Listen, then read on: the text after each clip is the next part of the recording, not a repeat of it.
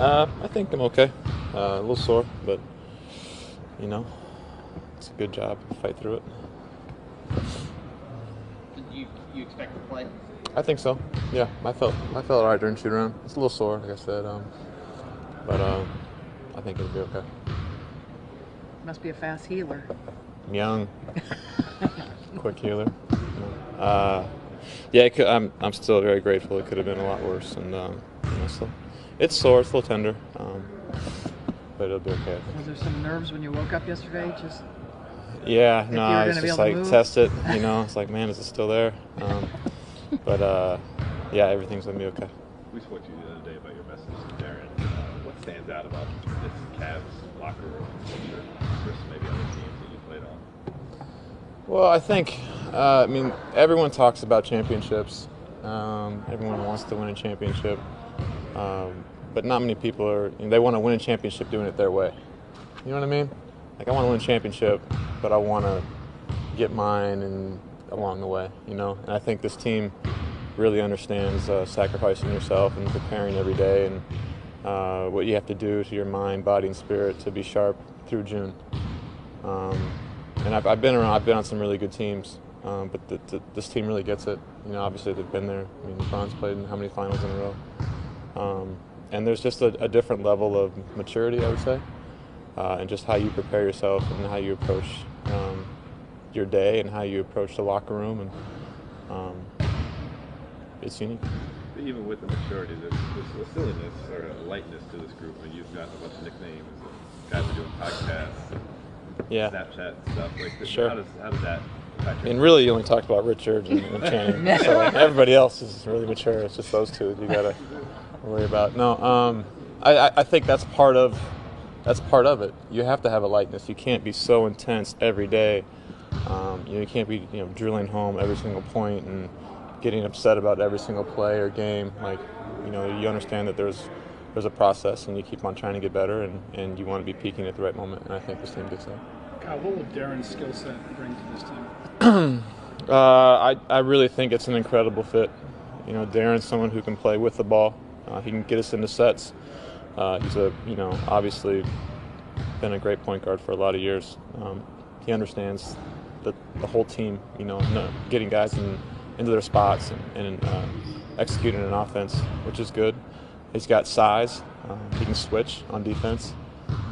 He can play with the ball. He can play off the ball. He's a really good shooter.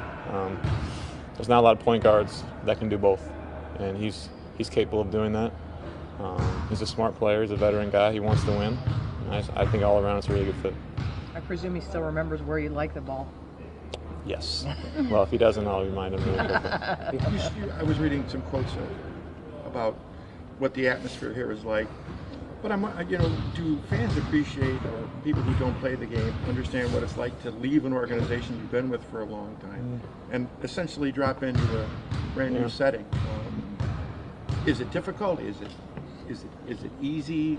And I'm speaking of Andrew too, because there's word maybe he'll come here as well. What are the pluses and minuses of coming to an organization not just in midstream but well past midstream? There's definitely a lot of adjustments. The first time I got traded, I didn't have a wife and kids. So you add that into the mix this time around. Just that in itself is it's a big deal. You're adjusting to a new team and a new locker room, but your family's also adjusting, and how they are and how they feel affects you a lot as a player, right? I think you can get, when you get traded mid-season, you can go into a good situation or a bad situation. And I think fortunately here is a really good situation, which has made it a lot easier for me.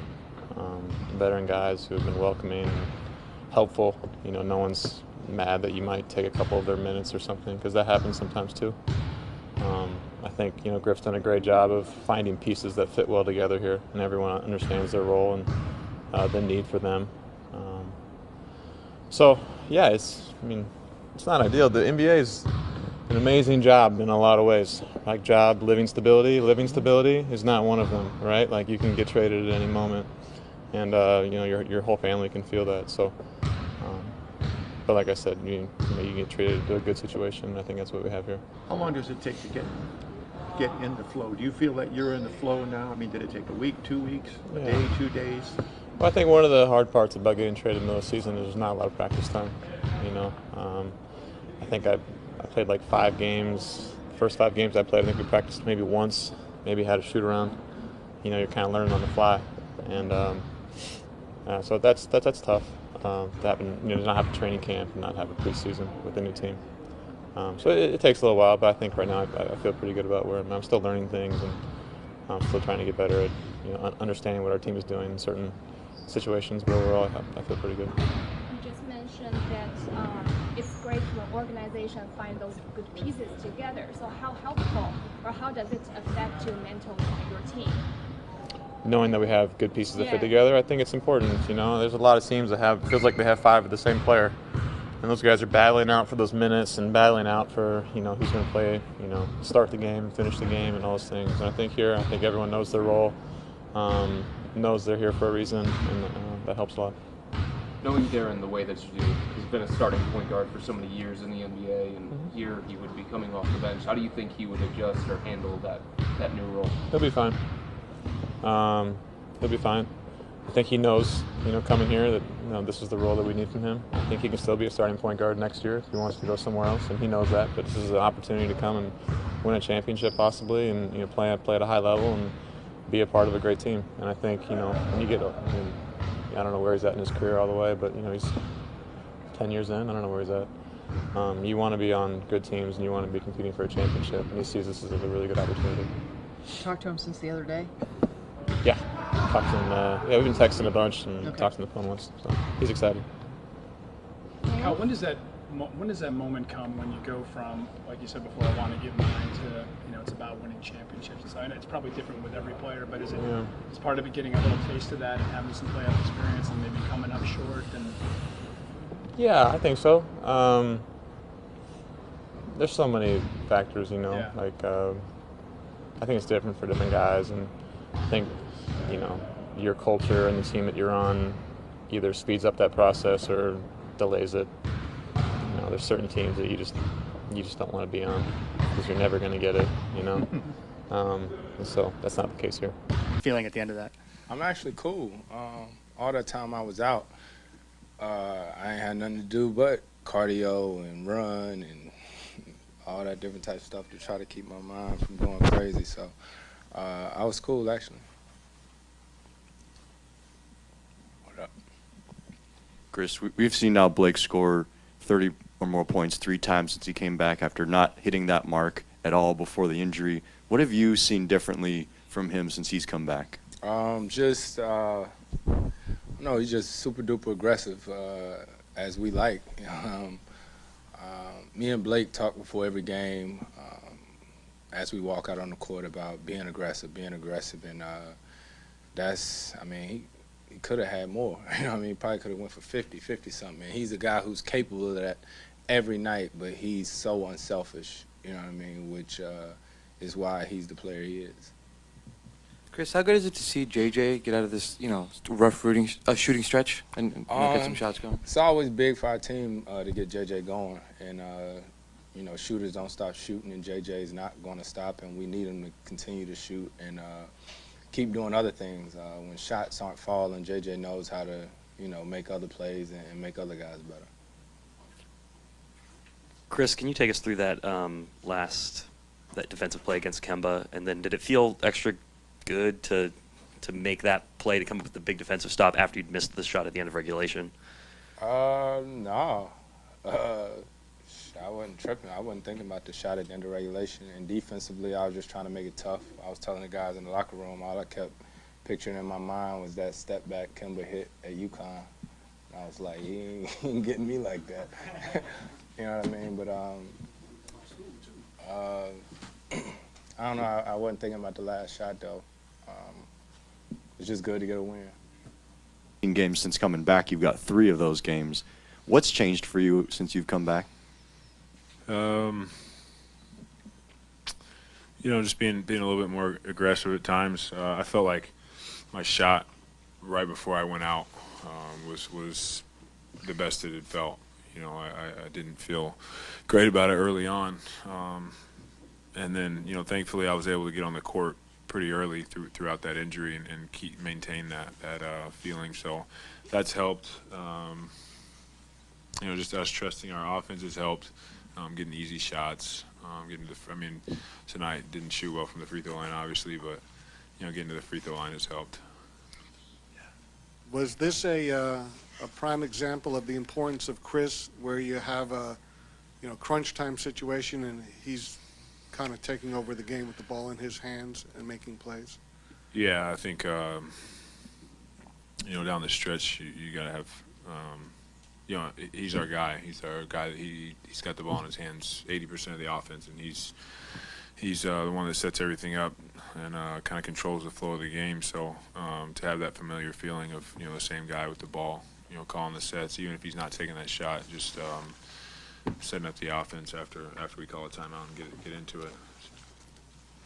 Blake, Doc City's been urging you to take that, you know, three-point shot. Mm-hmm. You made 3 of 4 tonight with I think a big one came in the fourth quarter. How comfortable are you out there taking that shot? Comfortable, especially from the corner.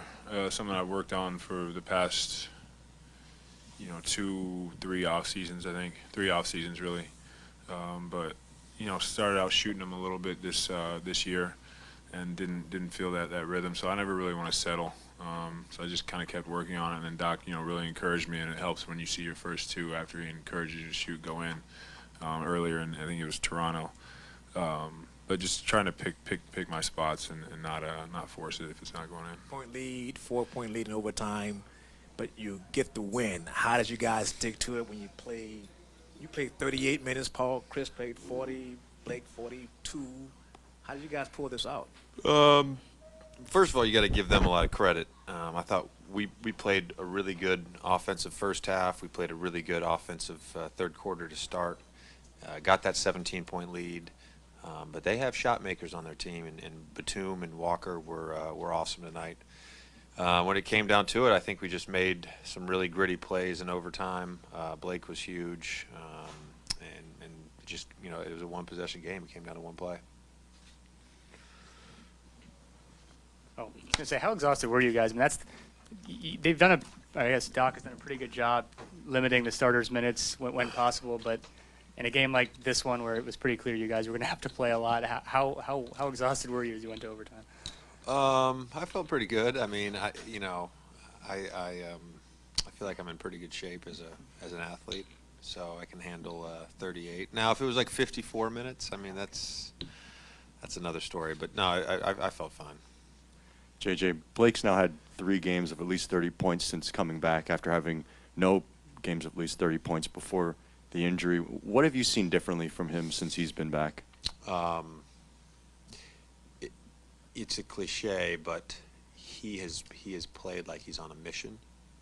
I don't know what that mission is, but it's been dominant, and this is as good as I've seen him play. I mean, you take out that Philly game, and his stats are unreal since that game. And other than, you know, I think maybe the Golden State game recently, he's been awesome in every game. So this is as good as I've seen.